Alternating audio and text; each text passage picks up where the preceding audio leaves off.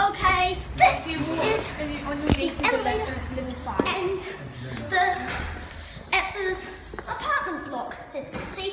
Down there's nothing worse. MPE, I guess. Actually, it's up these stairs.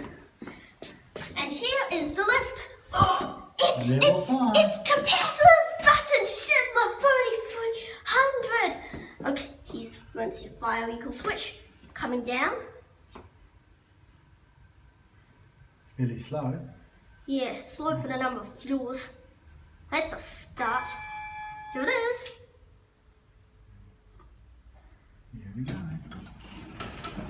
And is that a good lift? Yeah, let's go up to 5. They didn't see you pressing the lift buttons. The cab They didn't see you pressing it. Hey guys, and the capacity.